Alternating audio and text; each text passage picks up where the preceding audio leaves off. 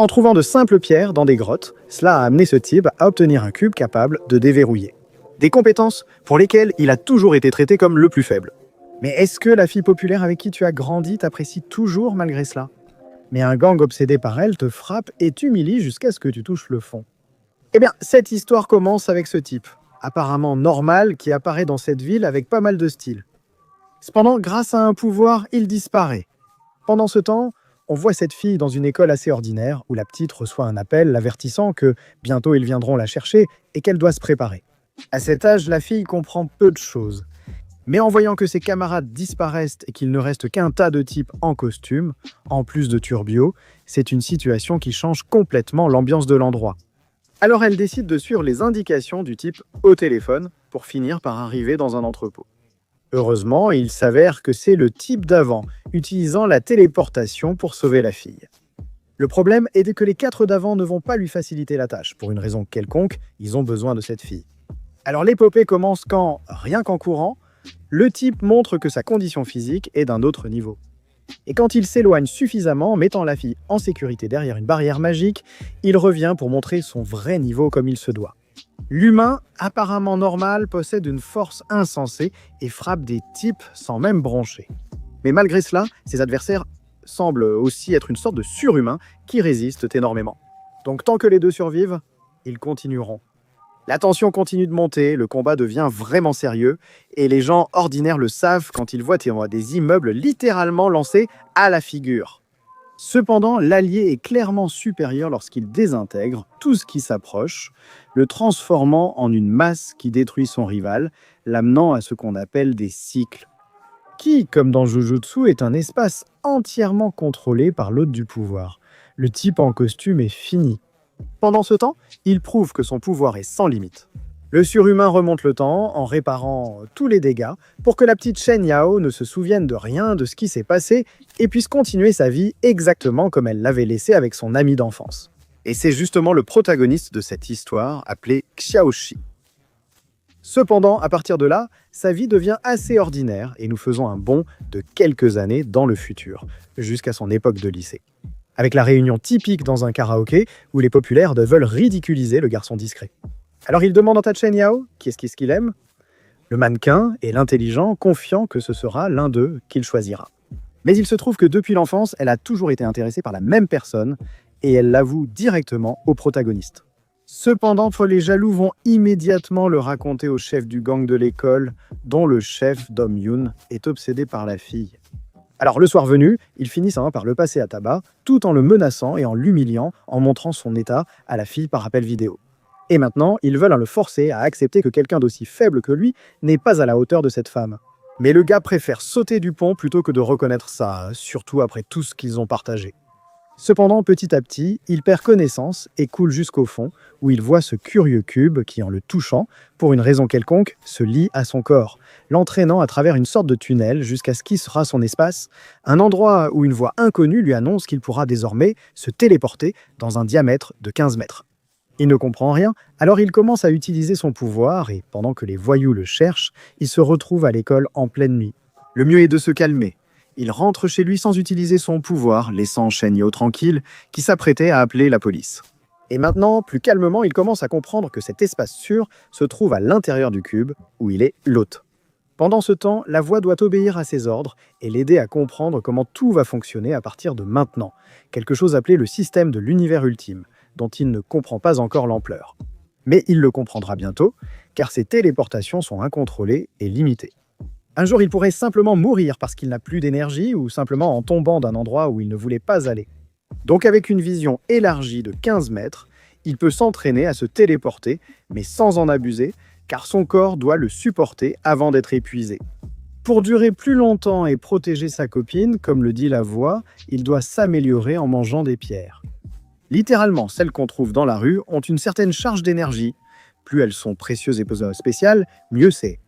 Alors il commence à s'entraîner avec sa nouvelle vision et trouve une pierre ordinaire qu'il utilise dans l'espace du cube. Le pouvoir surgit soudainement. Et une simple pierre de bas niveau lui ajoute 2 points de force et 1 de résistance, améliorant son acide désoxyribonucléique, mais en le renvoyant au lit le lendemain. Après s'être reposé, il va à l'école où son ami semble être plus attaché à lui après ce qui s'est passé. Cependant, après quelques flirts, ces voyous et leur chef arrivent justement en classe, et en cherchant le protagoniste, ils le voient essayer de se cacher. Cependant, la voix lui dit que les points de puissance du type, le traitant littéralement d'ordure, n'atteignent que 7 alors que lui en a 22. Malgré les rejets répétés de Chen Yao lui disant de s'éloigner, il essaie de ne pas chercher d'ennui. Le type est un harceleur. Cette fois, Xiaozi va affronter les choses et d'une seule poigne, le type sent la pression. Malgré tout, son orgueil est blessé, alors il finit par le défier en duel l'après-midi au gymnase.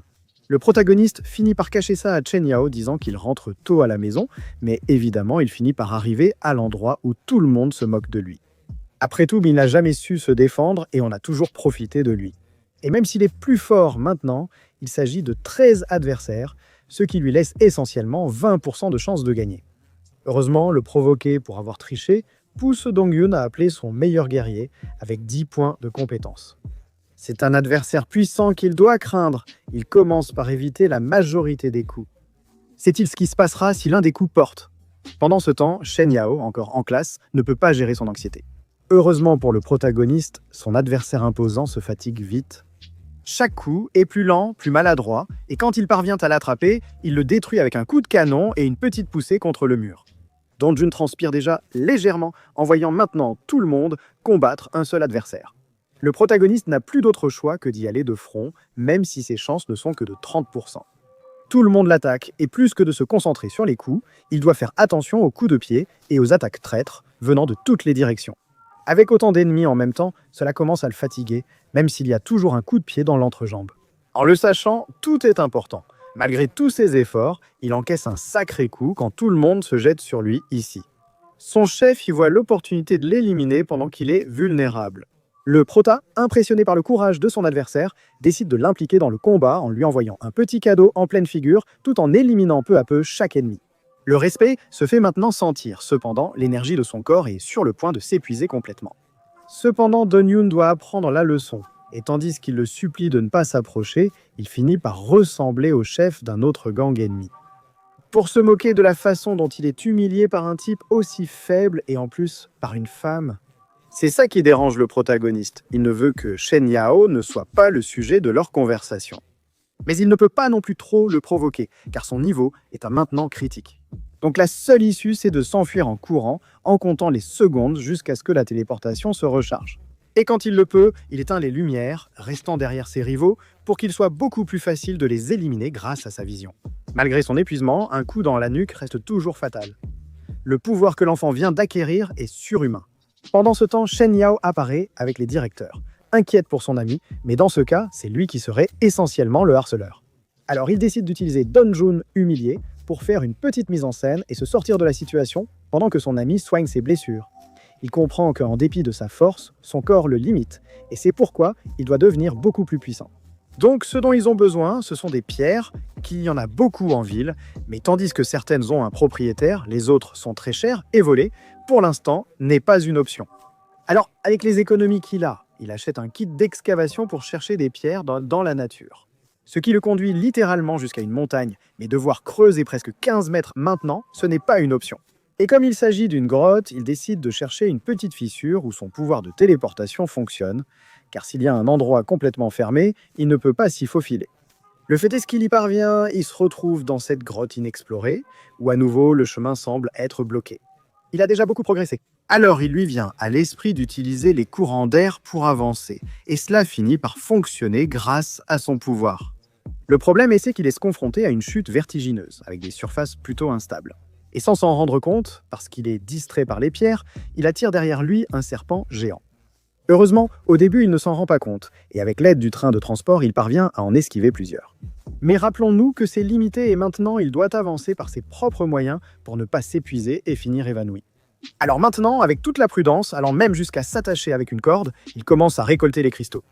Cependant, en reconnaissant la zone avec son pouvoir de vision, il se rend compte qu'il n'est pas seul, et il se tend en voyant ce serpent qui l'attaque clairement.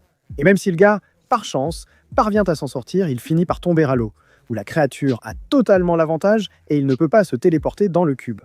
Parce que tant que cet anaconda est accroché à lui. Cela compte comme une partie de ce qu'il veut déplacer dans l'espace, excédant la capacité limite. Alors, comme il peut, avant d'être étouffé, il se libère un peu, s'éloigne, et une fois en zone sûre, il respire tranquillement sans vraiment s'en rendre compte. Il vient d'ajouter à son système 11 gemmes qu'il peut même synthétiser, c'est-à-dire combiner certaines pierres pour les transformer en gemmes de niveau avancé, qui non seulement augmentent de davantage les statistiques, mais qui ont aussi la possibilité de lui donner une compétence spéciale. Pour cela, il lui suffit d'attendre 100 heures, ce qu'il ne peut évidemment pas se permettre dans sa situation. Alors il laisse la majorité en synthèse et en consomme 2 directement. Ce qui fonctionne, puisqu'il gagne 2 points de vitesse et 4 en esprit. Maintenant, il retourne sur Terre et le combat est totalement différent. Le serpent encaisse-t-il vraiment des coups auxquels il ne se défend pas? Parce qu'ils portent une charge d'énergie assez forte grâce à la spiritualité. À chaque fois que leur pouvoir évolue, c'est un véritable abus. On finit par tuer l'animal, alors que maintenant, il n'a plus qu'à attendre que ces gemmes élémentaires cuisent, tout en ajoutant une de plus provenant des restes du serpent. Il progresse plutôt bien, mais c'est aussi le cas du chef de gang qu'il a frappé lors du dernier combat. La rage monte en lui de manière inquiétante. L'intensité s'accroît considérablement pour l'instant. C'est ainsi que nous restons sur le plan macabre que les nouveaux ennemis du Prota ont élaboré. Lesquels sont conscients qu'ils ne pourront pas vaincre Xiaoxi seul, alors ils décident de l'impliquer avec quelques mensonges. Avec un dangereux bandit de la ville nommé Monsieur Luo, leur seule issue pour se venger malgré leur grande crainte envers lui. Lors d'un rendez-vous avec Shen Yao le lendemain, il est clair que le protagoniste est en train de changer. Maintenant, il apparaît plus fort et assuré. C'est concret quand il prend la main de la fille, qui commence à accepter que les choses deviennent sérieuses. Bien sûr, il lui demande qu'à partir de maintenant, il puisse compter sur elle pour les problèmes qu'il pourrait avoir.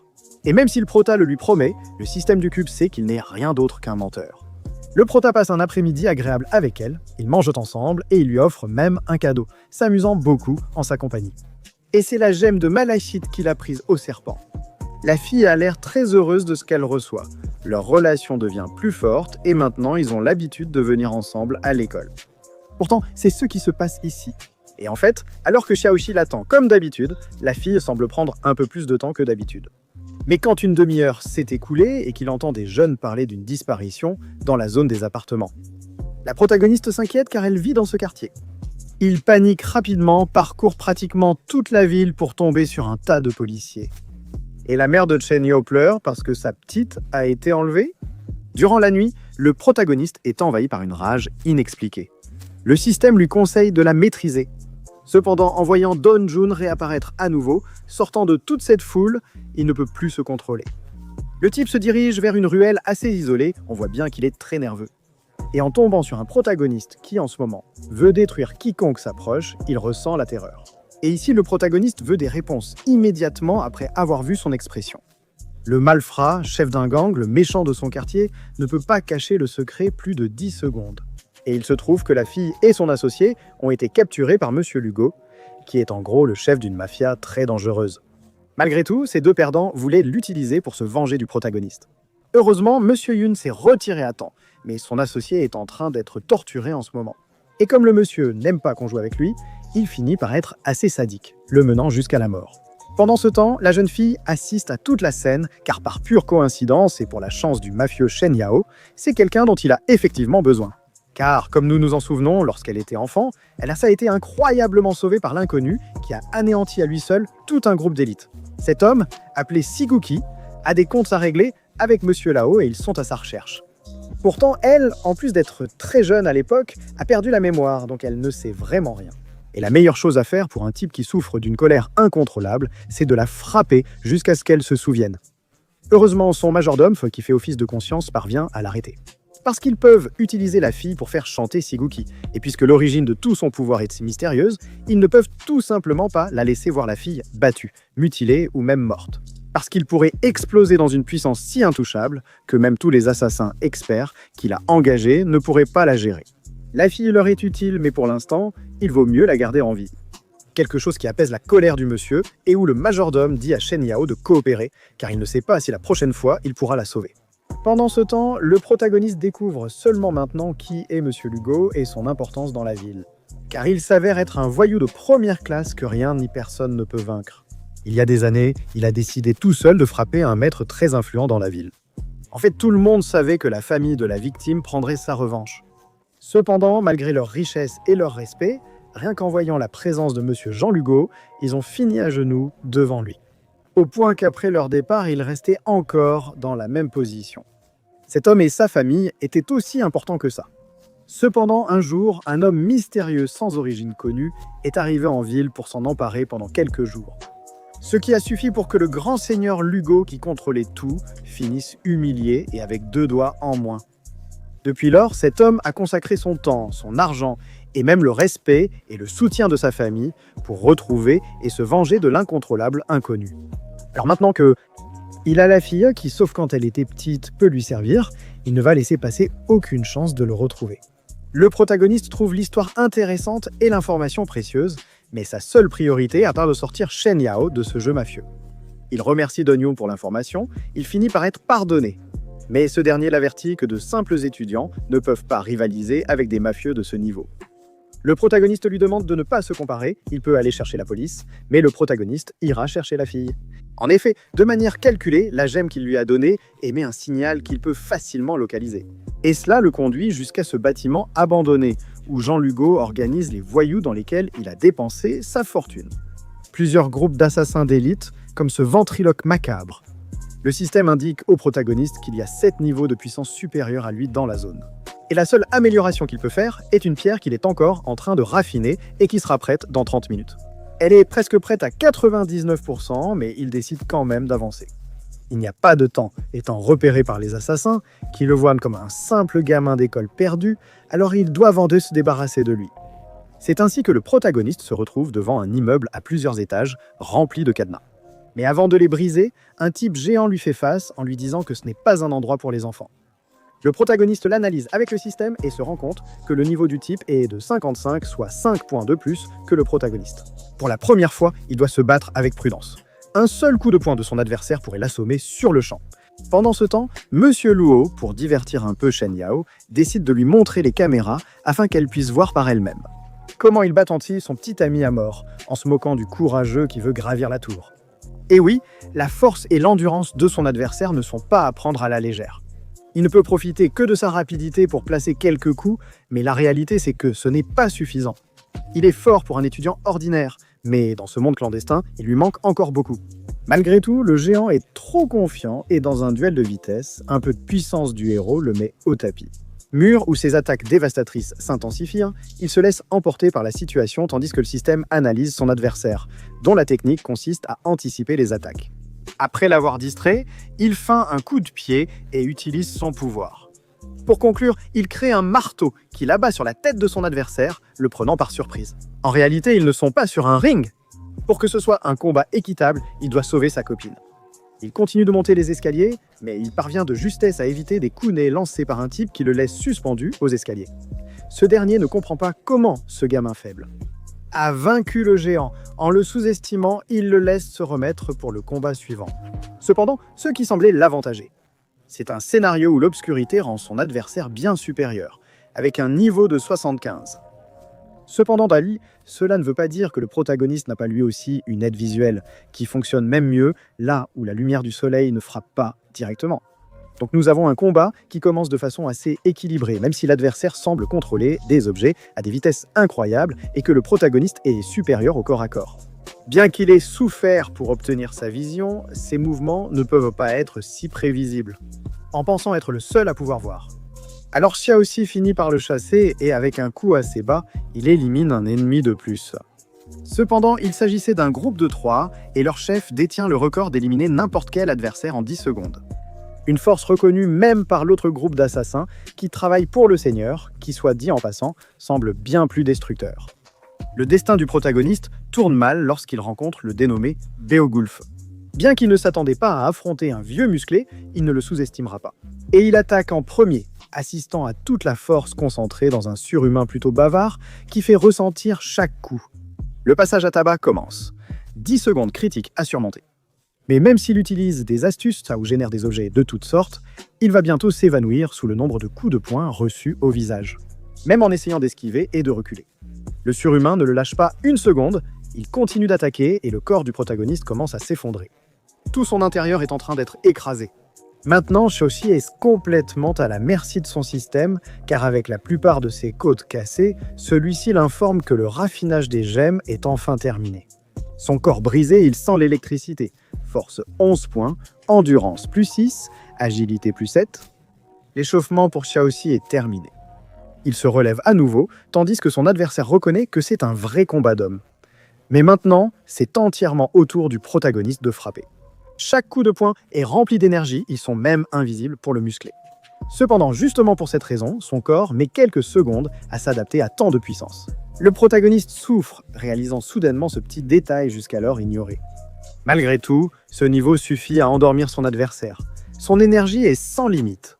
Brisant l'entrée avec le corps du type, le grand seigneur Yan Luo commence à désespérer.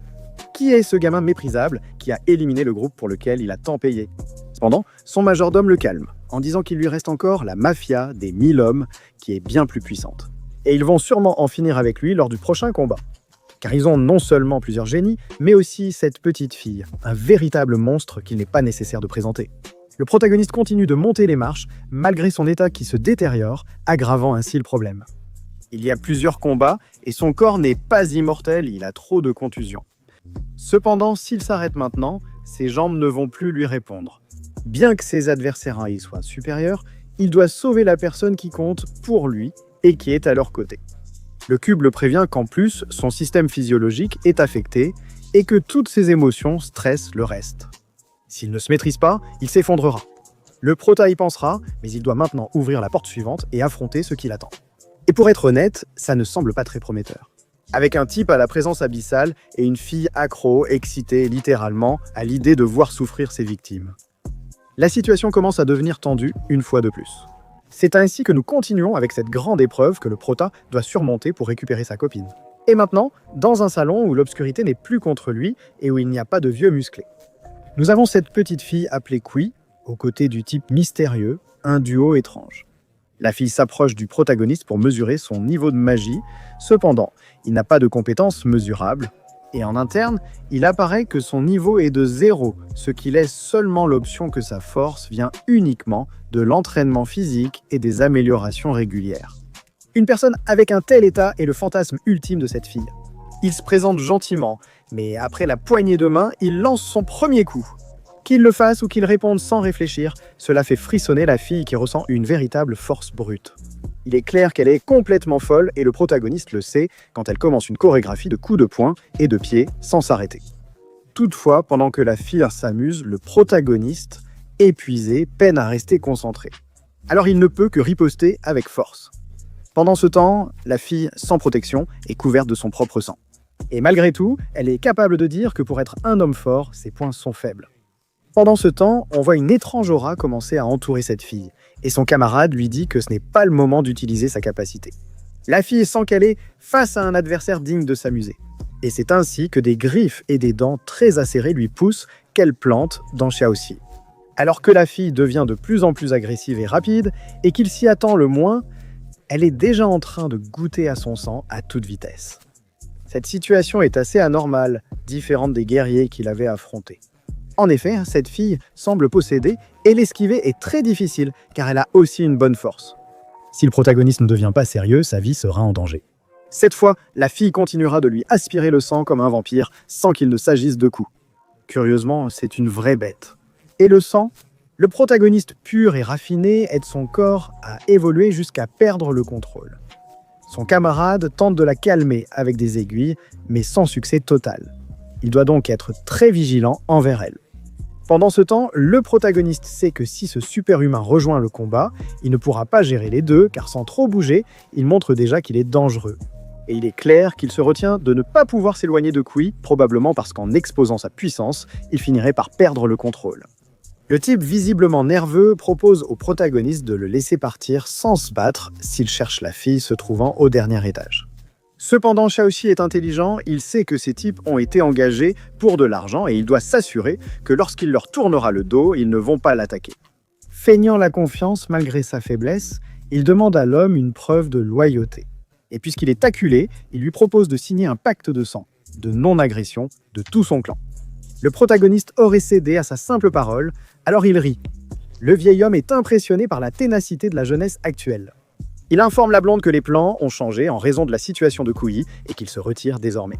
Cependant, en seulement quelques secondes, une présence étrange semble assommer la jeune fille, qui n'est autre que le grand Sigukui, qui décide enfin de se montrer. Les plans de Monsieur Yanluo changent. Sans assassin, son majordome conseille de se retirer. Le millionnaire est assez têtu et dit au ventriloque macabre qu'il le paiera le triple s'il parvient à tuer Shiguki. Cependant, ce type ne vit que pour les choses qui l'intéressent vraiment. Et il n'aime pas qu'on essaie de le manipuler, même si on le paie. Car celui qu'on appelle Musan est le membre le plus arrogant d'un groupe connu sous le nom d'Os Maléfique. Et maintenant, ce type est très intéressé à défier le protagoniste pour nous offrir ce qui sera le meilleur combat au corps à corps, avec des niveaux de puissance incroyables depuis le début de la série. En effet, alors que l'étudiant blessé reprend son souffle, il sait qu'il doit continuer d'avancer s'il veut sauver sa copine. Alors il entre dans la pièce suivante, cette fois en essayant de repérer les ennemis puissants qui lui restent à affronter. Mais pour une raison quelconque, l'une des marques a complètement disparu. Ce serait une bonne chose si ce n'était pas parce que son dernier adversaire est Musan. Un type qui, selon l'analyse du système, n'a qu'un niveau de magie de 7, un gars plus faible que les bandits auxquels l'école faisait face. Mais sa présence est assez contradictoire, et surtout avec la marionnette qui l'accompagne et qui possède une pierre magique à l'intérieur. Ici, Xiaoji ne sait pas à quoi penser et il ne lui reste pas beaucoup de temps non plus, car le type commence avec un coup de pied mortel. Et avec l'animation de 6 épisodes de Solo Leveling en une seule scène, le combat épique commence. Il s'avère que le personnage, comme le protagoniste, n'a pas de magie. Son niveau provient de compétences bien plus ardues à acquérir. Comme c'est le cas pour Xiaoxi, la force, et dans le cas de son rival, la technique en utilisant des talismans et la ventriloquie. Du coup, le combat devient un corps à corps épique, avec toutes sortes de coups de poing et de coups de pied. Musan est tellement impatient de voir laquelle des deux forces est supérieure, et le protagoniste est obligé de s'adapter au combat. Le combat devient de plus en plus serré, utilisant tout le décor à son avantage. Les murs et les colonnes commencent à être détruits, tandis que Xiaoxi essaie d'empêcher son adversaire d'utiliser ses talismans, lançant tout ce qu'il a sous la main. Cependant, Musan est très rapide, et lorsqu'il assène quelques coups aux côtes, combinant ses talismans explosifs, ils atteignent le protagoniste, le faisant reculer. C'est un point trop négatif car cela lui donne de l'espace pour utiliser sa marionnette qu'il contrôle à distance avec une grande précision tout en tirant une quantité de rayons par seconde qui ne peuvent être bloqués qu'au millimètre près. Et Xiaoxi le sait sans s'attendre à ce coup de poing mortel de son adversaire, qui par sa force, il est vrai, le fait saigner abondamment. Mais cela lui donne aussi l'occasion de se moquer du type en prenant de l'assurance, ce qui désespère Musan pendant qu'il prépare un coup de poing qui, en frappant avec une telle force, lui arrache une partie des cheveux. Cependant, ce coup de poing était mortel, et grâce à son talisman défensif, le type se relève à nouveau. C'est très mauvais, car Alo Kaneki sait que les cheveux blancs lui donnent sa forme définitive. Shoshi sait qu'il est en difficulté lorsqu'il commence à se faire démolir à coups, à une vitesse qui lui laisse à peine le temps de réaliser que son adversaire lui couvre le bras de talisman. Pendant ce temps, il ne peut qu'esquiver, tandis que la marionnette joue désormais avec lui. Pendant ce temps, Musan explique que chacun des talismans qu'il lui colle coûte 5 millions de yens. Vaincre le protagoniste lui coûte donc 25 millions au total. Pour le soumettre, il va maintenant le faire exploser. Pendant ce temps, Monsieur Lugo semble satisfait, ayant l'argent. Cependant, sûr de sa victoire, il voit Xiaoxi apparaître au milieu des flammes, utilisant sa pelle d'excavateur, qui coûte au maximum 25 yens pour se protéger le visage. Musan ne comprend pas ce qui se passe, il s'affole, attaque à grande vitesse. Mais le protagoniste, qui n'aurait aucune raison de comprendre la compétence, finit par être bien plus rapide. Il prend rapidement son adversaire pour un sac de boxe, il lui rend tous les coups et bien plus encore, tout en détruisant ses armes et en lui arrachant brutalement la couleur blanche de ses cheveux. Le type et le protagoniste sont en morceaux. Malgré sa victoire, le héros est sur le point de s'évanouir. Pendant ce temps, Monsieur Lugo et son majordome savent qu'ils doivent utiliser leur dernière arme restante. Cependant, il semble que Musan n'en ait pas fini avec la dernière explosion de sa marionnette. Pendant qu'il s'échappe, heureusement, sa poupée ne répond pas. Mais la bataille continue.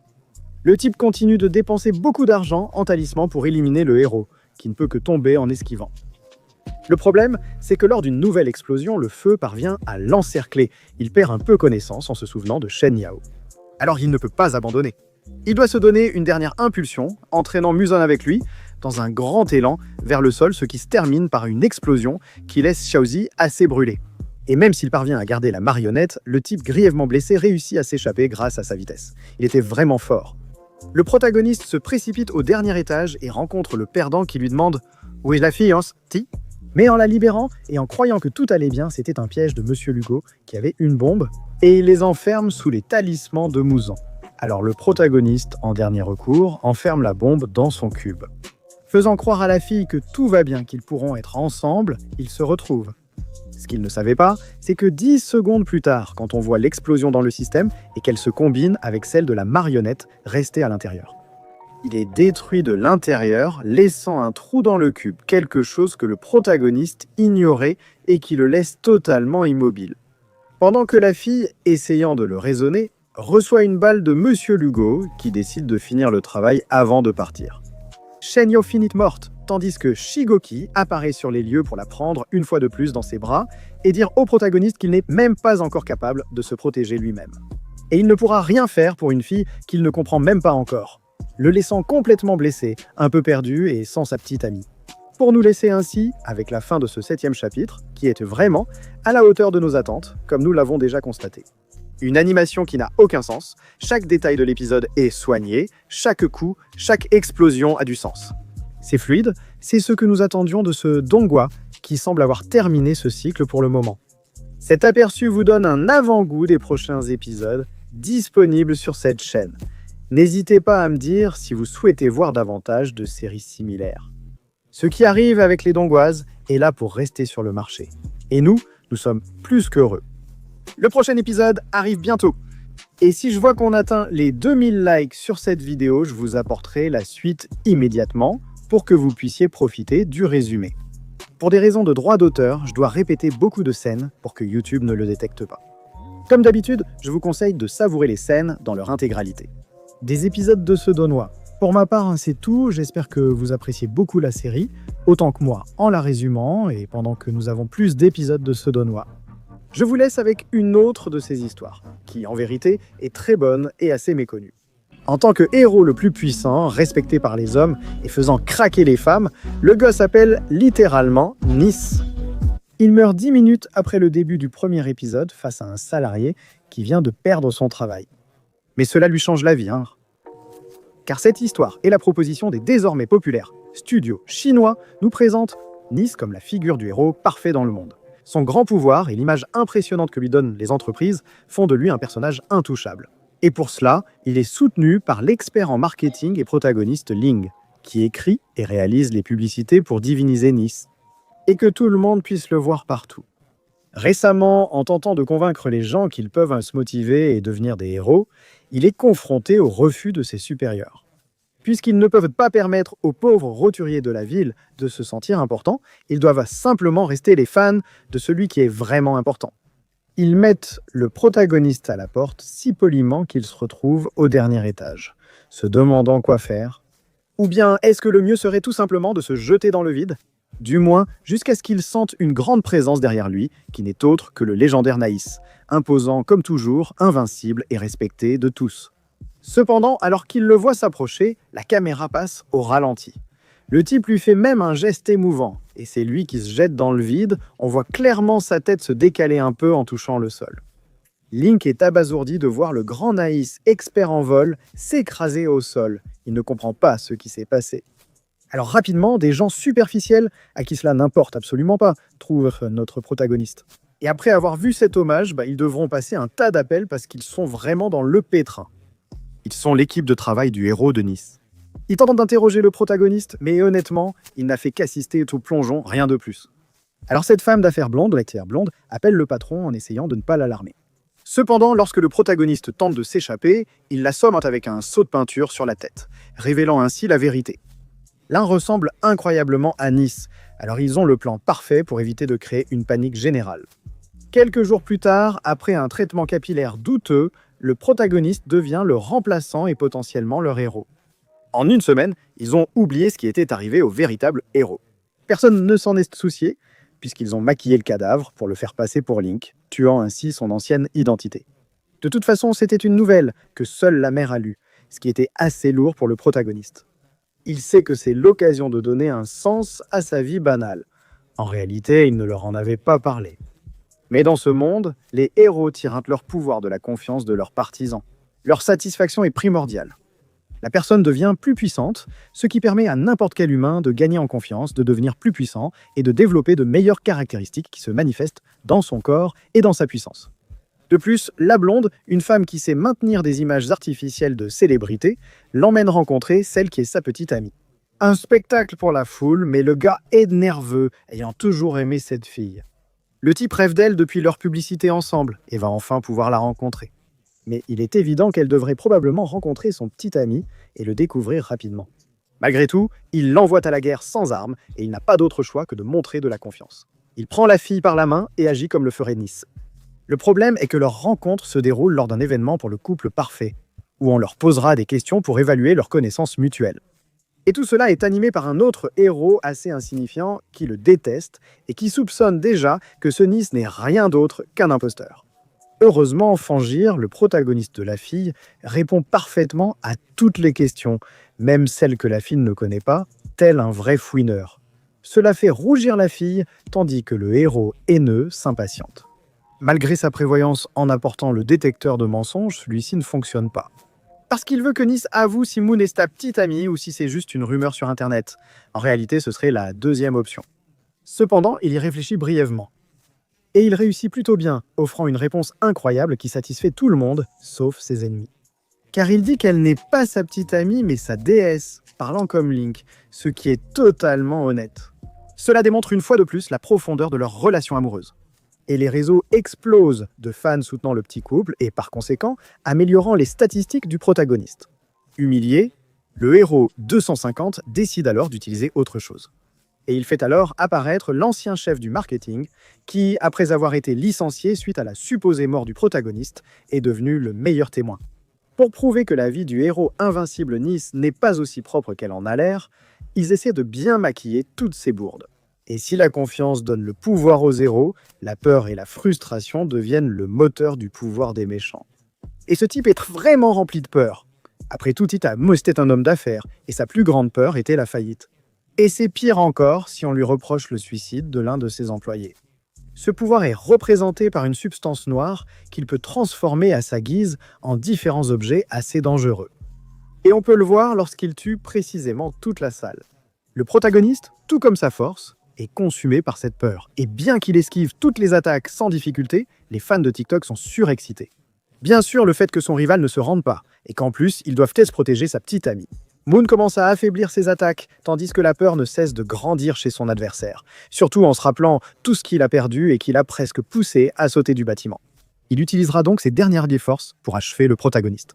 Nice tente de paraître confiant, mais réalise qu'il commence à être à court de mouvements de superstar. De plus, ses coups ne semblent pas ébranler son adversaire. À la fin, il se cogne même la tête au plafond. Pendant ce temps, il se souvient qu'il y a quelques jours à peine, il n'était qu'un humain ordinaire avec une vie sans intérêt. La peur exploite cela pour affecter son esprit. Cependant, il doit encore se battre pour cette femme, autrefois une illusion, mais désormais plus réelle que jamais. Et même s'il est vrai que sa vie est très ordinaire, grâce à ce monde où les héros dépendent de la confiance, même un don, personne ne peut enfreindre les règles et devenir puissant. En affrontant le rayon laser de son rival à l'aide de ses poings, il finit par l'assommer d'un seul coup. La situation est peu sous contrôle. Cette action est considérée comme du terrorisme. Pendant ce temps, Naï réalise qu'il ne suffit pas de prétendre être le héros le plus puissant, mais qu'il doit aussi s'y habituer. Alors pour l'instant, la blonde est tranquille et décide de l'emmener au Hall des Héros, un immense bâtiment où se trouvent les êtres les meilleurs et les plus puissants. Plus ton rang est élevé, plus tu vivras haut avec les grands luxes que cela implique. Cependant, le prota doit maintenant réaliser que personne ne le traite bien parce qu'il est Tink, mais parce qu'il remplace Nice. Une personne qui, récemment, a décidé de se suicider.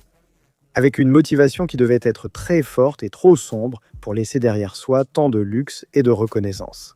Et en atteignant le sommet dans sa chambre, on ressent l'argent, la tranquillité, et en allant se coucher, on se rend compte qu'on ne peut pas être mieux accompagné.